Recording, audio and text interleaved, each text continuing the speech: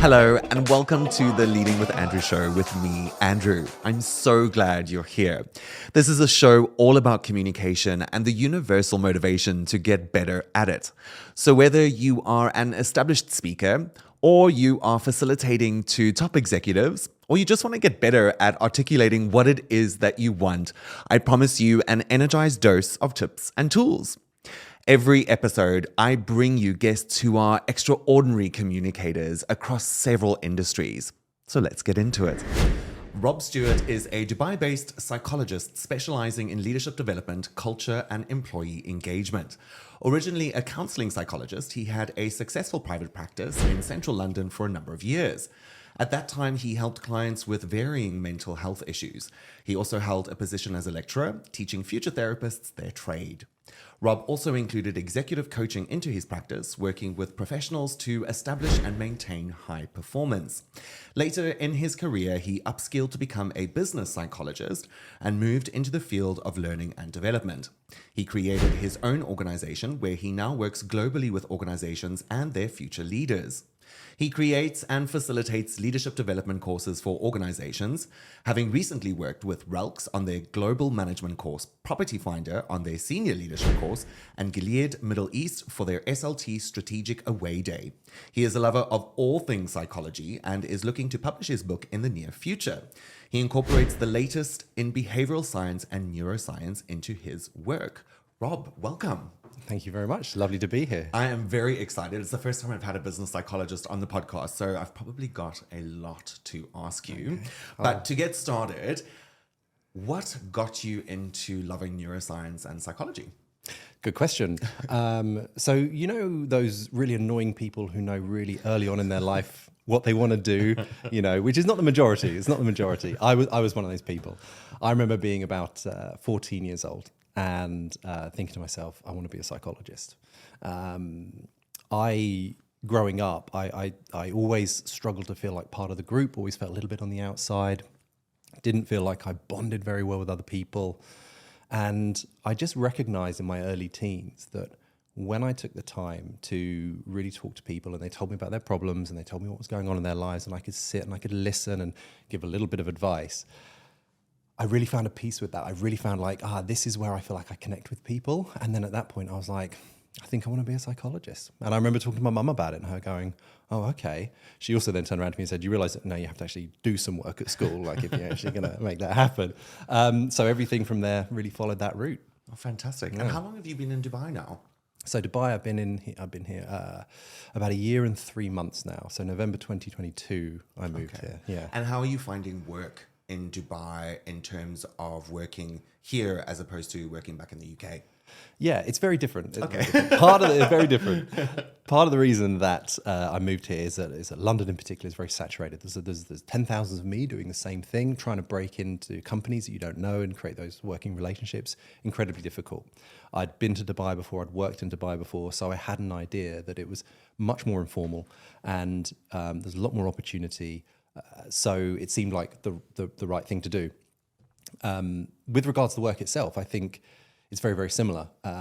One thing I would say is slightly different is how there seems to be the Dubai time thing where you work with clients and they're very, very interested and you're like, okay, great, this is fantastic, can't wait for this to happen. And then suddenly there's sort of tumbleweed and you're like, oh, okay, I guess someone's not interested. And then a week before the time you initially agreed upon, out comes a phone call or the email. It's like, right, let's do this. And you're like, oh, next week? Right, okay.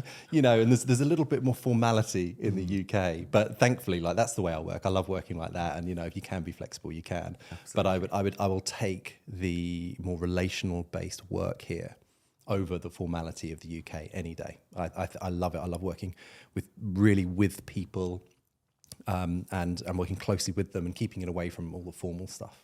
Oh, wow. Okay. So you started with a practice and then you decided to go into business psychology. What made you want to make that change?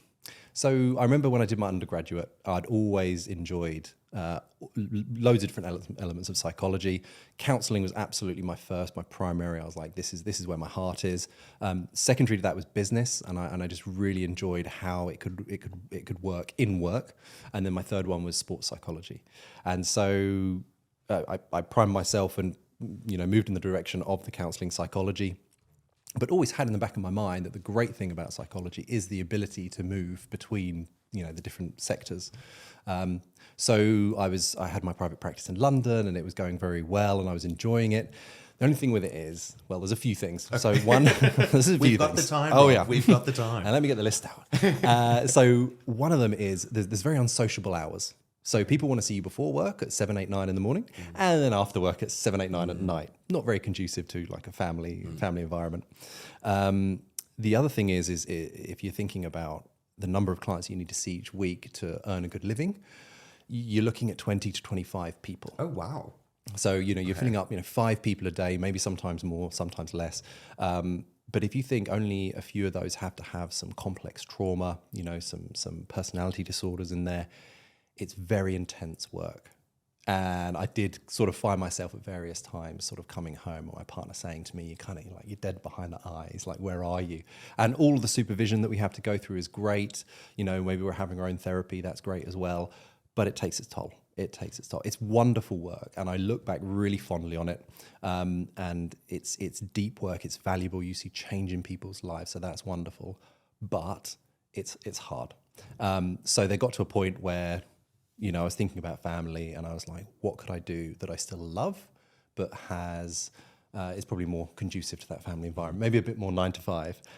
And I thought business. So I went back to university to get my master's in occupational psychology and do the business psychology side of things. And now you're rocking it in businesses.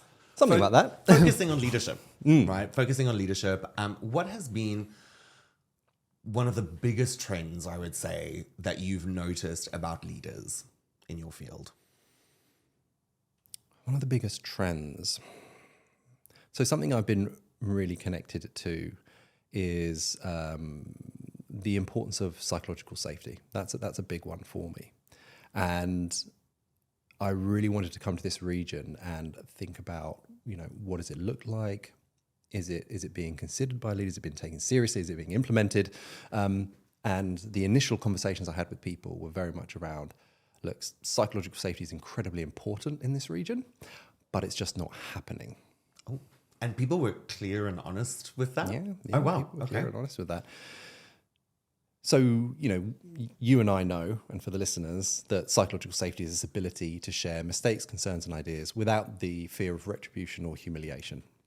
So can I turn around to my manager and say, look, I've made this mistake. They'll be disappointed, but they won't chew me out. We can think about what we can do to solve the problem. Can they turn around to me if I'm their manager and say, look, I've got this idea, and I'm going to acknowledge that. Maybe not go, okay, let's go with it, but acknowledge it. So, create that positive loop for future ideas. But of course, the base of that is that vulnerability to speak up to someone in power. And when you do that, you're risking your career. And the thing about this region is the majority of us are expats.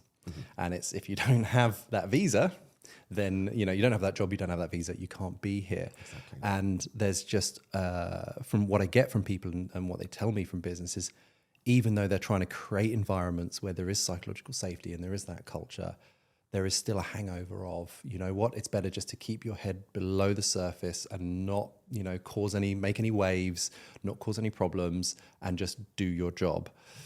But what we know from psychological safety, unfortunately, is that's where it leads to hiding mistakes, failures come out.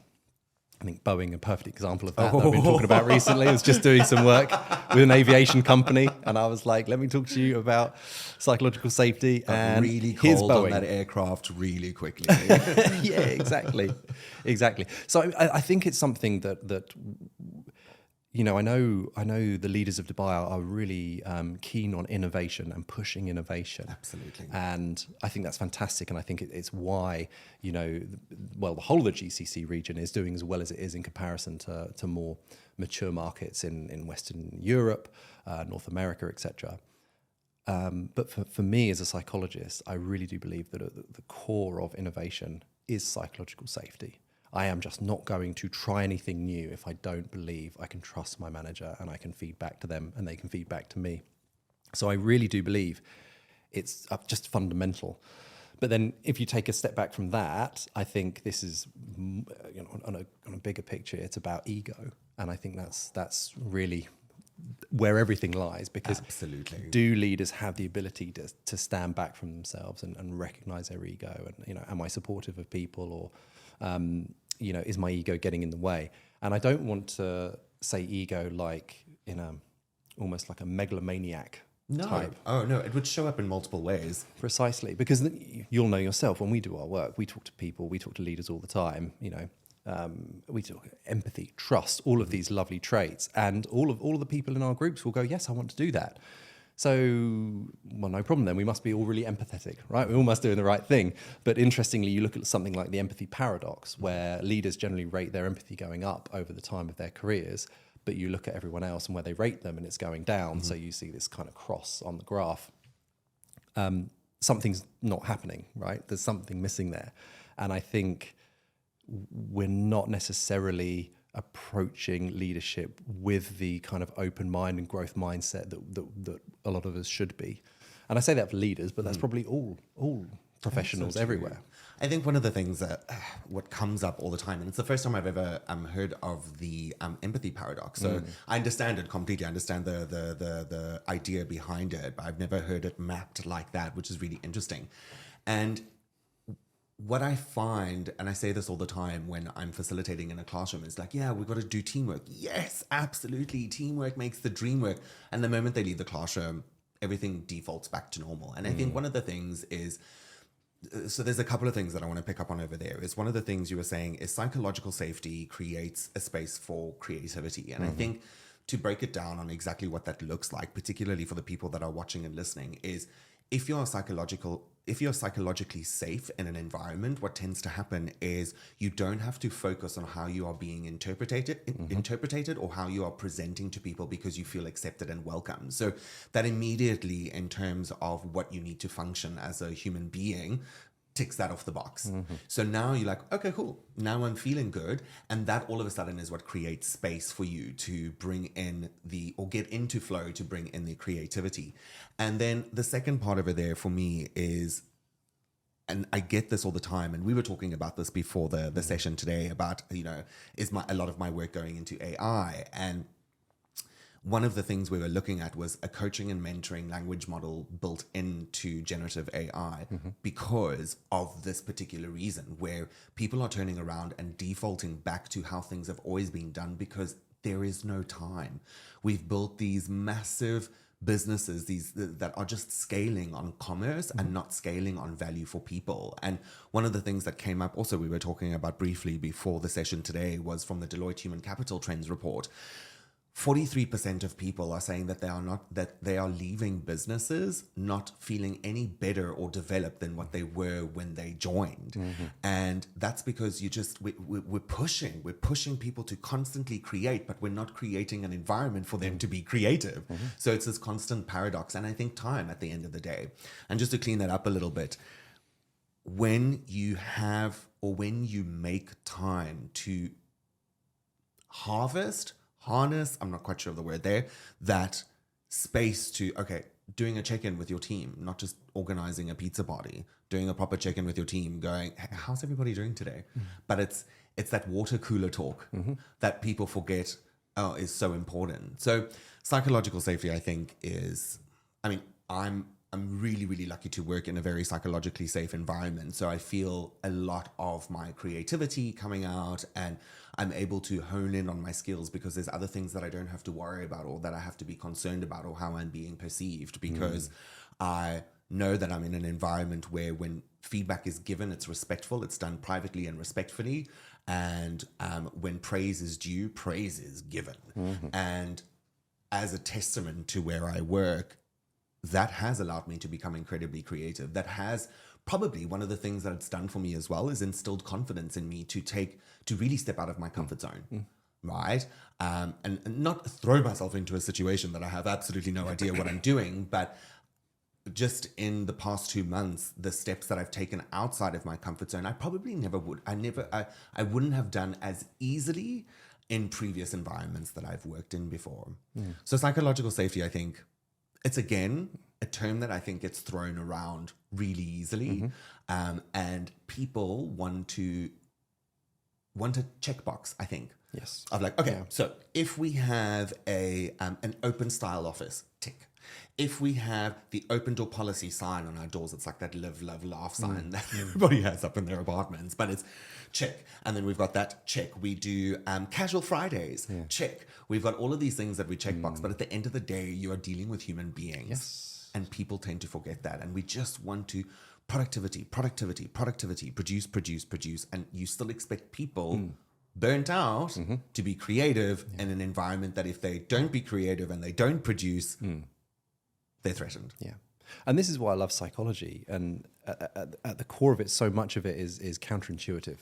It's so counterintuitive. You talk to leaders and you say, look, if you can, in fact, a really good operationalized example of this was Google's 20% time, where they said to their engineers, you have 20% of your time, so 1 day a week, which is a significant amount of time, to work on whatever you want to work on. Have that time. It does have to be something for work, and you are going to have to present it. So there was that outline, but it's your time. And from that came Google AdWords and Gmail. Like those are two massive parts. They're huge parts of Google. But the concept is so counterintuitive. I'm actually going to give you time off to make you more productive. And so many people just can't think in that way. It just doesn't make sense to them. So psychological safety is the same. It's like, look, I want to give you this freedom. I'm going to invite you to make mistakes.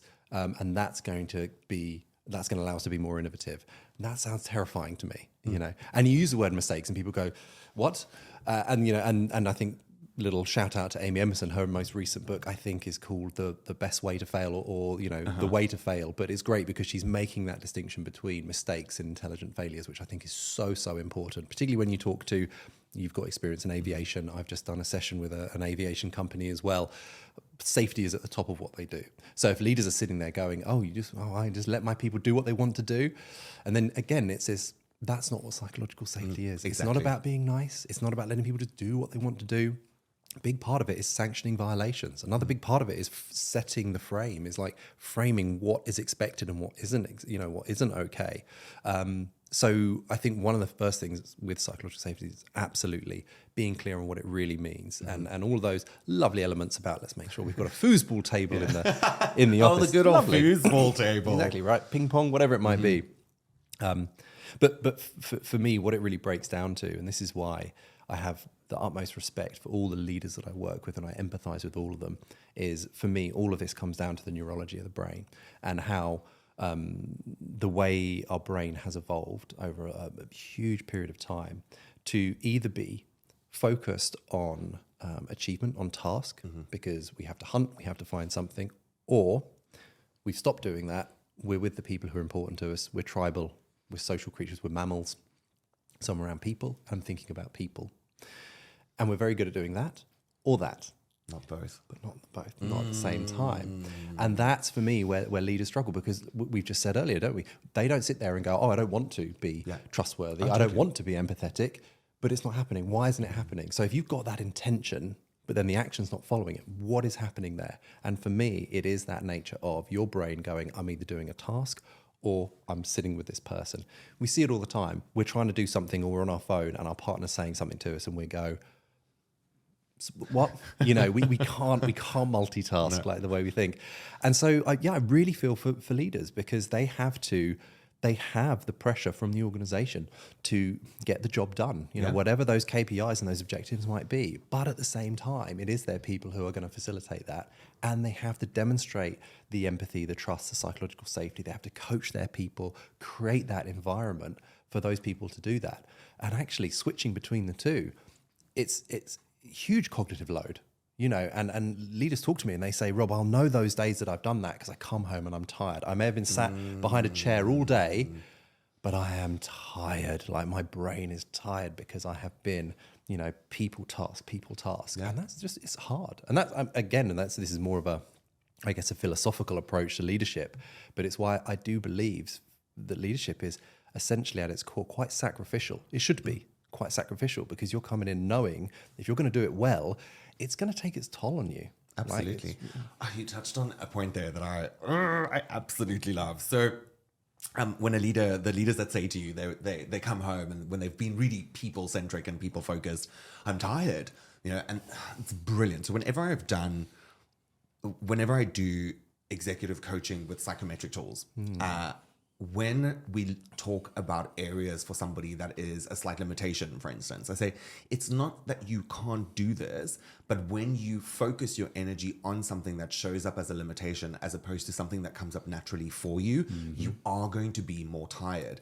And then that ties back into something that I was literally saying a few minutes ago is people, it's not that you don't, it's also that you don't have the time to change because it's easier to default, but the time to recover from when you start applying yourself to new practices, it makes you tired. Yes. In the beginning, it's going to make you tired. It's like when you're learning a new dance. You're tired because the dancing isn't coming, or the routine isn't coming to you naturally. So you really have to be cognitively present to learn it, 1, 2 step, 1, 2 step, 1, 2 step. And then eventually it gets to a point of where if I throw a bucket of cold water over your head at 3 o'clock in the morning and say, do the routine, you can do it without even thinking. And that's where you can get to.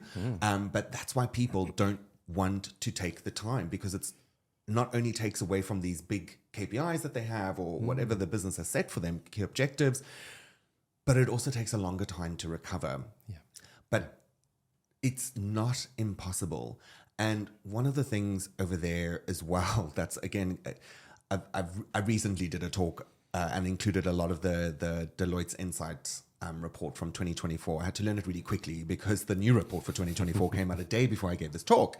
So what was coming in there is people know in every one of the trends, the 9 trends that come up in the report, it's on page 2 or page 3 of every part of the trend is 73%, 65%, 80% of people know what they have to do. 12% are doing great things.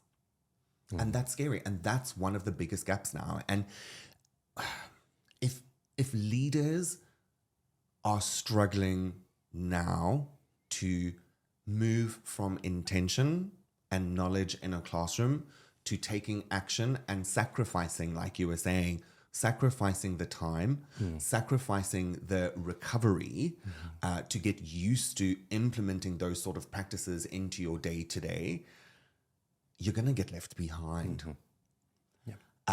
People are becoming more and more focused on walking away from a workday with feeling more fulfilled.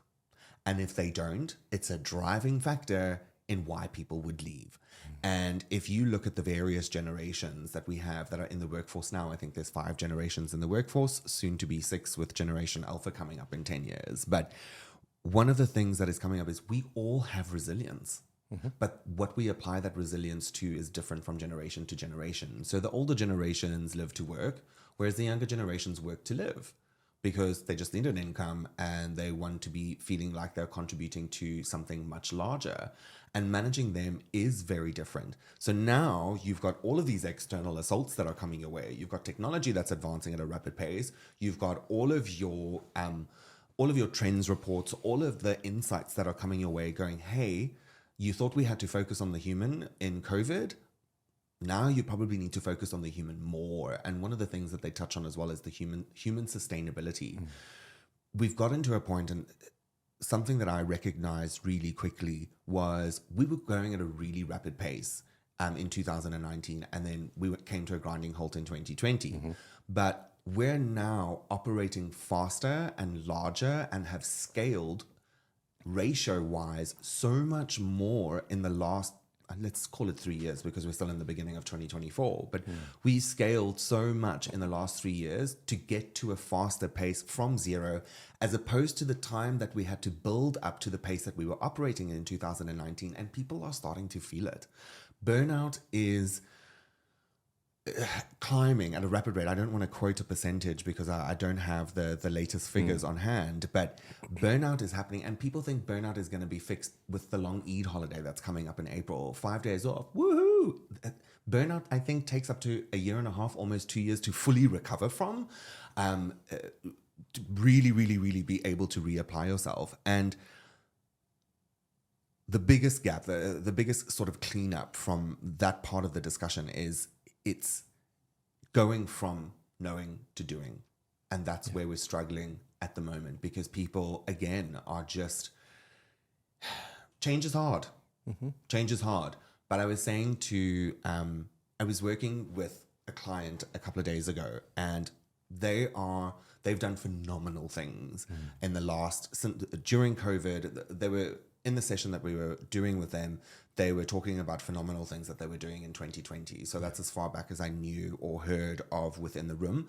And then every year since then, they've just done incredible things. And last year was a record-breaking year for the HR teams and the business in general. And when we walked away from the couple of days that we spent with this client, they have recognized the fact that you also can't expect the same people to come up with new creative ideas that have been doing the same job for years and years and years.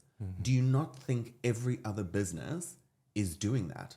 You know, do you not think Zara is getting their leaders into a team to figure out how they can beat their competitors in a strategy session that is getting offside? But the one thing that I really, really saw in this client, which just inspired me so much, is they recognized the fact that they need something that a previous guest on my podcast, John Sane, was talking about, is a tomorrow team. And it was how you were talking about that creative space that created Gmail. It was the same with Steve Jobs and the team that created the Macintosh. It wasn't a team of engineers that were already working for Apple. It was a team of engineers that weren't working for Apple that came on board. They were put into a separate building, and he put a pirate flag on their building and was like, this is the tomorrow team. And they disrupted what computing was and came up with the Macintosh. I think it's so important when it comes to creativity. You know, you'll know if I sit there with you and put you in front of a computer and go, right, be creative, that's not going to happen, right? No, it's not going to happen. When are we most creative? Like if anyone now listening sort of thinks, okay, when do I have my best ideas? Just think about that for a second. And generally what you find people say is they're like, I'm in the shower, I'm driving, I am, walking the dog, or just walking, right? So the most important thing is we all have the ability to be creative, but are we given the conditions to do it? And I think that's so key as well. And again, that is something like the Google example, which is you're going to have to cut out time, or you're going to have to put that time into someone's role for them to do that. You can't just expect them to, work as you would 9 to 5, Monday to Friday, and do all of that as well. So I think you need leaders having an understanding of people more so than ever, which is so important. How do you communicate as a leader that has now come to you and gone, hey, we're really passionate about psychological safety. We've got big things that we want to do. We've got a wonderful vision in this business, and we want to start communicating that we're taking psychological safety seriously, and we're also putting it into practice. So practice aside, these are the things that you've recommended. How do you communicate in a business, or how would you recommend a leader communicates in a business that they're moving towards a more psychologically safe environment? It's a really good question, and I think it's really vital as well. So, the majority of the training sessions that we facilitate, we will be focusing on the individuals, and we'll be looking at their specific actions and behaviors, what they're saying, etc. And that's incredibly important. But I think there's something about operationalizing it throughout the organization, in whether you combine that with existing values or create new values around that, but something which really, I guess, promotes it in a way that's visible to people, because we just know, particularly something with psychological safety, where you need it to A, flow down, but B, be adopted by the majority. Hoping that individuals just take up that mantle and do it for the sake of doing it I think it's just a falsity. I just don't think you're going to see it. Apart from anything, again, going back to what we said, it's not that people don't take it seriously or don't want to. It's just that the natural way the habits we fall into as human beings means we become a bit more autocratic, a bit more tell than ask, etc. We have lots of micro messages that we give to people without meaning to, and it sort of underlies how we're actually feeling deep down if we're disappointed, etc. So I would always be talking to an organization and go, okay, great. If I come into your organization and I'm a new employee, how do I know you take it seriously? okay, maybe my manager is saying demonstrating situational humility and telling me when they don't know something or they've got this wrong before. Fantastic, wonderful. They're setting the purpose with me before we start a project, so I know why we're doing what we're doing. Great, all of that. But how do I know the organization takes it seriously? And I think that's where it comes down to: is this somehow within our values, within our corporate strategy? But these are the things we need to speak to. I think when we look at creating strategic visions, we're looking at what we want to achieve over how many years. But for me, going back to it, it's the how. I think bigger picture for me, and you kind of alluded to this earlier. There will always be a conflict between organizations wanting to profit and trying to create environments for people. Because we're in a consumerist capitalist society where that profit is fundamentally, we've got to meet shareholders' needs. Okay, I totally understand that, and I'm not necessarily saying we should prioritize one or the other, but I do believe that we should be making space for both. And I think this is also what makes leaders' jobs hard as well, because we said earlier, well, why would they change? Well, exactly, and why would they change when also most organizations that don't prioritize psychological safety, trust, empathy, etc., also have mechanisms in place to almost reward that autocracy, almost reward leading with an iron fist and telling people what to do because it gets the job done. We get high turnover. It's okay, we'll get someone else in because it's short-termism and we're not actually thinking and we're not sitting down and going, okay, on paper, yes, I can let go of that person and get someone new in. But actually, hold on, what is the cost? And not just the financial cost to the organization, like hiring fees, etc., but the cost to the culture. We want really creative people, but they're now sitting there going, wow, look how easily they got rid of our colleague. Just like that. Do I feel safe? Do I feel like, is that me next? And added to that, then you get organizations who go, we're a family. And you just think... Really, I don't think at this. Families don't treat each other like that. Yeah, you hope not, right? Yeah, there is, and you mentioned Gen Z earlier. That's really important as well because they are much more untrusting of organisations, governments, big business. When they hear these words about family and stuff, they're recoiling. They're like, absolutely. No, we're not 100%. touching that. It's a big red flag, huge red flag, not going near it. So I think if organizations are really going to take it seriously, okay, fine, talk about your strategic vision, think about, how you want your profit margins to increase and meet your shareholder needs, but also go, how do we want to get there? Is that going to look like? What's the culture we want to create? How are we explicit about our culture? One thing I love about psychological safety is, in amongst all the different things that particularly Amy Edmondson talks about, is this element of transparency. It's like if I'm gonna set the purpose for a project, I'm gonna be explicit about it. If I've got expectations of you, I'm gonna be explicit about it. If I am okay with you trying and failing, I'm gonna be explicit about it. That's what's so lovely because most of the problems that I face in psychology, whether it's in business or it's in counseling, is people going, well, I assume they would have known that. Oh, good. Stealth expectations. Yeah. And that's really where we find the conflicts. People assuming one thing, the other person's assuming the other, and you get that conflict. The more transparent we are with what we expect and what we see and what we should do and those behaviors, I think the better. So often, I'm sure you get this as well. You talk with leaders and you talk about coaching skills. And they're saying to them, well, what kind of questions should I ask? What kind of statements should I make? And I'm like, well, what are you really looking for? And half the time they're going, well, I'd really like them to do this. And I'm like, then say that, or ask the question about how they get there, And I was working with an organization the other day and we were talking about goal setting. And it just occurred to me, and I don't think this represented their competence. I think this just represented being a human being. But they were saying to me, Rob, one leader was saying to me, Rob, I've got an issue with one of my team members. He's just not as engaged as everyone else. And I've given him that feedback. And I said, okay, great. But what does that mean? Because engaged to you and engaged to me is probably quite different. And he went, oh, no, that's a good question. Okay, so I need to be more specific with my feedback. Yes, please do. Okay, so he's like, well, he's not putting in the same effort as everyone else. I'm like, okay, but what does that mean? And he goes, oh, well, he's just not contributing as much as the other team members. And I'm like, so what does that mean? And I'm like, look, break this down for me. And again, this is not a representation of the competence of that individual. No. It is more about the human brain and how vague we are in descriptions and recognizing things. Absolutely. And so the same happens with, a leader that going, right, we need to take psychological safety seriously, or we need to be more empathic as leaders. Okay, but what does that mean? And are you making it transparent? Are you making it explicit? Do people really know what that means?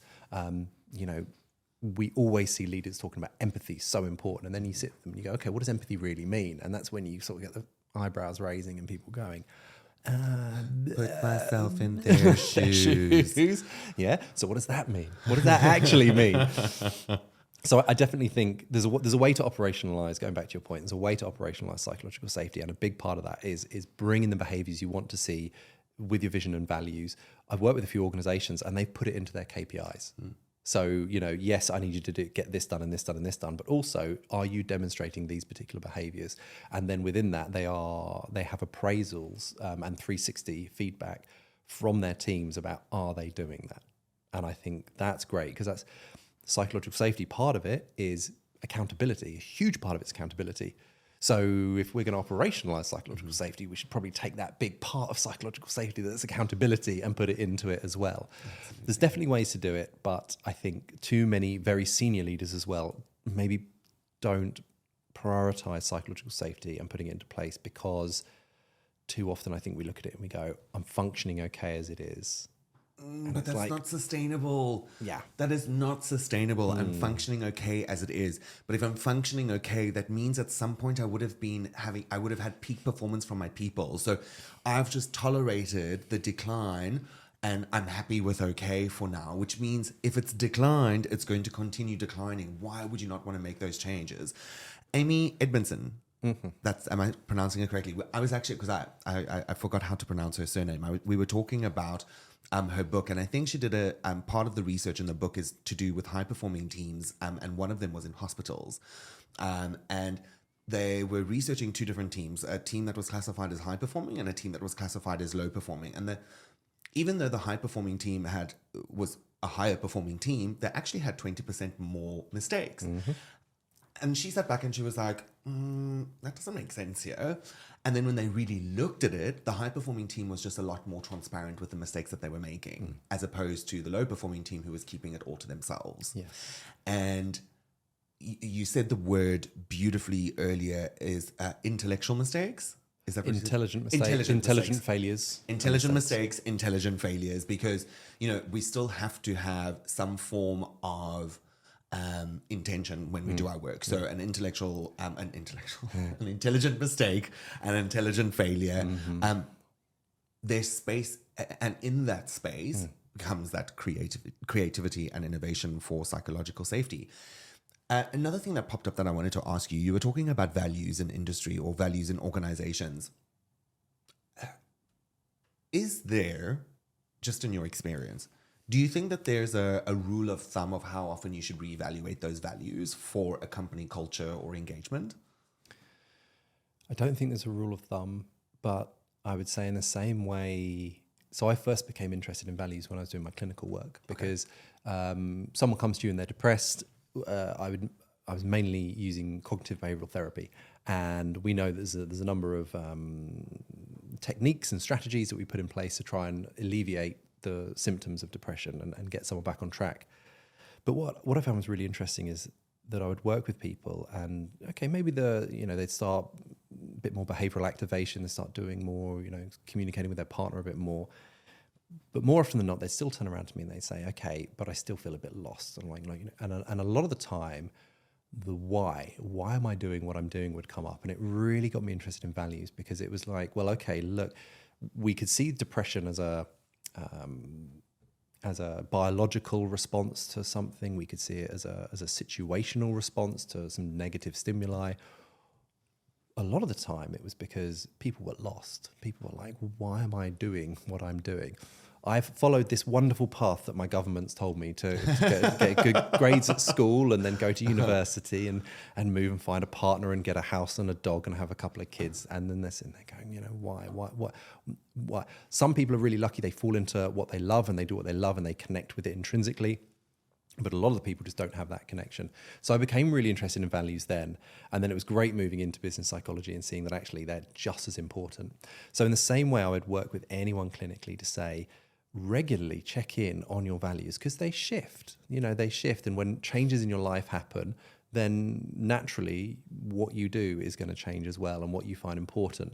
So, maybe you find autonomy and creativity and freedom really important. And then you maybe have a couple of kids and you think, well, actually now security, I still want that autonomy and that creativity, but actually I do need to have... in hierarchy. Exactly. Yeah. So regularly we should be checking in and doing it. And I think organizations should be the same. You've heard the VUCA acronym, right? All the time. Uncertain, complex and ambiguous. There we go. That I think is more prevalent than ever, and not just in this region, just worldwide. There's saber rattling from different countries. There's so much going on. Economies change so fast. Everything moves. Everything's complex. So with that, can we just afford to go, okay, here are our values as an organization and they're fixed? It's like, no. So I think every time the senior leadership are coming together to go, what's our strategy? What are we working towards? How are we working towards it? They should be saying, are our values fit for purpose? And checking in. Because worst case scenario, no, they're not. We need to change them and let's do that and let's involve our people. Like, why do we have to make those decisions? Like, why can't we have our people? They're part of this, right? Let's bring them all together. Best case scenario is they fit. Worst case scenario is they don't. But even if they do still fit, what you're also doing is going, look, we're bringing our mind, we're making it transparent, we're making it explicit again. And I think so often we get so task focused and focused on the what are we doing that we're missing the why, and values are all about why. And it's why Simon Sinek talks about, his 3 circles, right? Why and the core. So even if you're not going to change those values, what it will do is it will make everyone explicitly go, why are we doing what we're doing? Let's go back to this, which can only be a good thing, I think, for the organization. I love that about values. I went through an incredible amount of change personally last year. And one of the things that I really doubled down on was what I valued. And when you've got that, to a certain extent, it brings you a bit of security because you know what you're going to tolerate and you know what you're not going to tolerate. And I think I've always had a sense of a moral compass from, how I was raised and things like that. And, I know what I find important, but I also found to a certain extent, I'm going a bit personal here, stepping away from the business side of things, but I always knew what I liked or what I sort of floated towards or gravitated towards, but it would change just because of the environment, which for me was not grounded enough. And then last year I made a really serious decision in getting grounded in my values. And when I did that, what happened with things around me started to align. You can say law of attraction, you can say anything you want, but things around me started to align with what I value. Yes. And I think with businesses, if they take that approach and go, right, and look, for massive organizations to just change your company values is going to be different. But why don't, instead of changing, look at what transformation looks like? Because you're still taking some of the old and bringing in some of the new, and be transparent about it and get people that really value working for the company to work on your new values. There were 2 organizations that I used to work for, and I will never forget the way that they relaunched their values. In particular, one of the first organizations that I worked for here in the Middle East, when they relaunched their company values, I to this day still know them off by heart. I still know what they're supposed to feel like. I still know as a leader from that organization how I'm supposed to inspire them and other people. The way that they launched it was incredible. And I will always hold on to that because it was one of the best culture/value launches. And it just really made me feel part of an incredible company. And that's what values can do. Yeah. And I just want to pick up on how you started that story then. So the first thing you said was, I'd been through a lot of change. And you said, I knew what the right thing to do was, but that's from like an integrity, morality perspective. And that's what's quite interesting. If we're not talking about the what, our brain often goes to kind of that morality piece. Okay. And that's what happens in businesses. So businesses go, look, here's our strategic framework, for instance, and our vision and goals, values, etc. And we're doing the right things as leaders morally, ethically. So we're good. But it differs. But it differs. That's quite a little bit, yes. From yes. the value kind of thing. It Yes. differs from the value kind of thing. So then you said, what I started to do was think about, why am I doing what I'm doing, the values, etc. And that's what really gave you that peace of mind. And you started to work towards it. Yeah. What was also interesting about what you said is things seem to align. And this is really fascinating because there's many people I know who believe in manifesting, okay, and they think that there's an energy which I won't totally throw out because we are all made of energy. I'm a man of science. Yeah, There's a lot of interesting stuff there, but from a more scientific point of view, what I am aware from a neuroscience perspective is we have something in our brain called the reticular activating system, the RAS. Now I love that because the RAS is there to help us basically go towards what's important to us. So when we goal set, if it truly means something to us and we connect with it emotionally, which means it's not just here in the back of the brain, but it's also in our limbic system, then we're more likely subconsciously to move towards that. So when people go, oh, I've manifested that, I don't want to kind of, rain on their parade too much and go, well, actually, it's your brain. But that's what's happening. Your brain is going, that's important to me. And then you feel like things are aligning. But what you're not doing is being consciously aware of all of those little things that actually make you do, the things that you say yes to, the things that you view online that make you go, actually, yeah, I'm going to do this, or I'm just going to research that. So much is happening subconsciously. But again, that's the important point. So if we take that as an individual basis, but then we put it into business and we go, so what happens if organizations really go, why do we do what we do? Rather than just what are we trying to achieve? This market share, et cetera, this customer experience. But, why do we do what we want to do? Then almost organizationally, we activate that. And then we all start to move in that same direction. And then our leaders unconsciously will demonstrate the right behaviors, not just from a moral, ethical point of view, because you can be an ethical leader, but not be psychologically safe, not be psychologically safe. You can be a moral leader, but not demonstrate empathy. Really, that's the thing. So we can all do it. So when you do that, you align it and you're much more likely to live in a value-based way. Have I just got a free session with you, Rob? That is incredible. I totally understand the concept, but to hear it articulated like that is like, yes, I'm moral, I'm ethical, I must be a good leader. Right. It doesn't work like that. What is value? Oh my gosh. Okay. Thank you very much for that. I really appreciate it. I am going to ask you one big question before we get into the rapid fire questions. And that one big question is particularly living in a region here in Dubai and how fast paced it is and just the business world in general. When things are going 140 kilometers down a highway in 7 different directions, how do you reconnect with yourself? That's a great question. And actually, I've only been driving in the region for about 2 months now. So the whole 140 kilometers per hour, fast lane, Nissan Patrol flashing it from behind, that rings true with my kind of personal life. And being self-employed, being an entrepreneur, life can be a bit crazy. There's a few things that I need. Fundamentally for me, my foundation is exercise. I talked earlier about why I became a psychologist. Part of that was also mental health based. And I've had my battles with episodic depression over the years. Exercise is fundamental for me. It gives me a base of everything. Yes, it makes you feel good physically, but more so than that, it's my clarity of mind, it's my peace of mind, etc. So that has to be a core foundation. That's really key.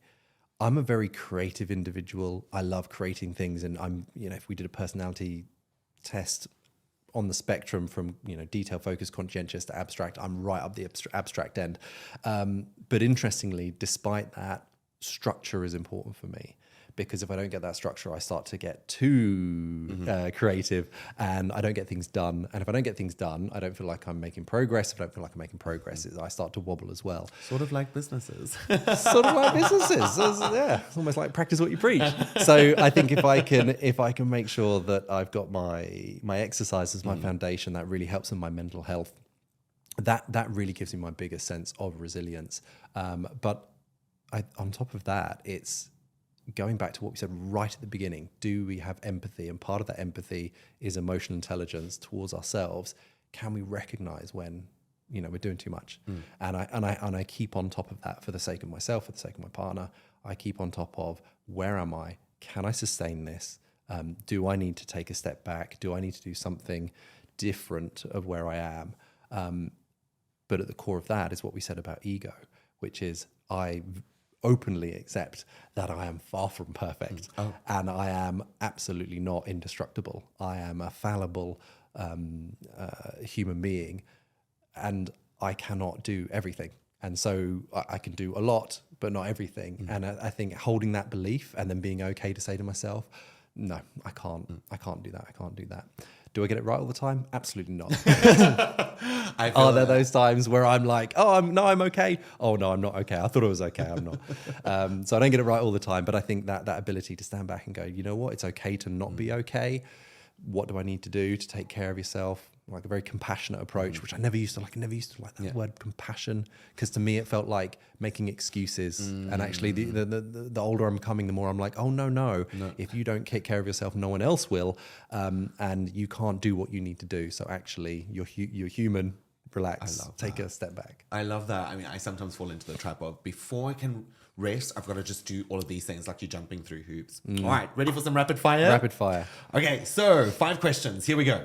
What is the one thing you learned through experience that if you learned it sooner would have changed the course of your life? Create networks. Okay. I'm an entrepreneur, self-employed, always like I must do everything. Now I'm at this point in my life, I was like, I would have created stronger networks, reached out to people, help me with this, help me with that. If I could give any younger people advice, it would be do that. Like, improve yourself, work hard, but networks. Amazing. Okay, next one. 3 songs on your playlist and why do you love them? 3 songs on my playlist. What have I been listening to? I've been listening to a lot of podcasts. So, 3 songs on my playlist. I've been listening to Dance Monkey because it's one of my daughter's favorite, and that's quite nice.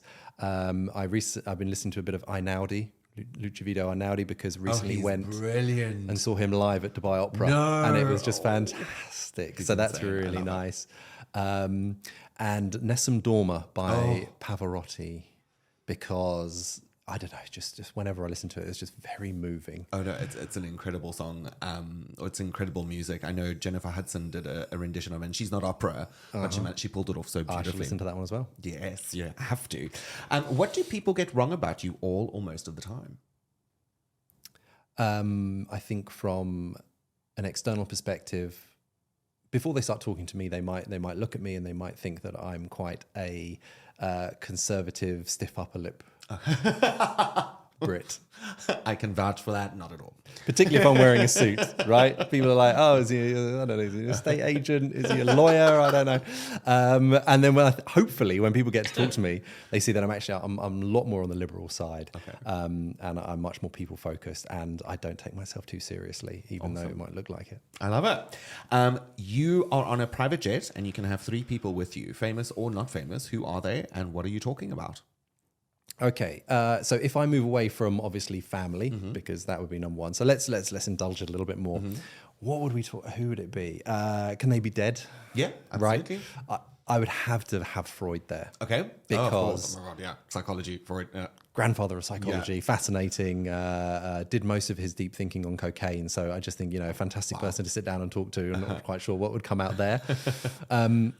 I have very mixed feelings about Elon Musk. There is part of me that really respects the diversity of businesses that he has and drives for.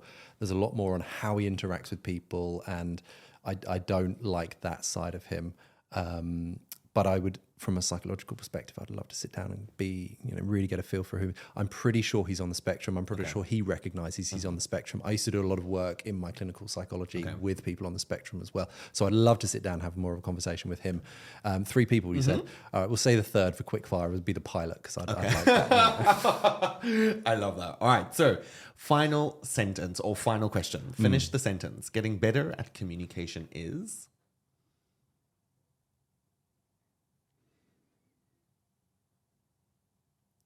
really thinking about other people. Oh, I love that. I think that's great. Awesome. Rob, that is all the time we have for today. Thank you so much for joining me on the Leading with Andrew show. And can't wait to see your book come out. And where can people connect with you? LinkedIn's probably easiest. Unfortunately, there are about 10 million Rob Stewarts in the world, but I will Rob include your Stewart in LinkedIn Dubai, link and in you'll the find me. podcast post. Awesome. Thank you so much, Rob. Thank you. Much appreciated. Well, there you go. Another episode on communication. Thank you so much for joining us today. Don't forget to like, comment, subscribe, and most importantly, connect with us on Instagram at Leading with Andrew.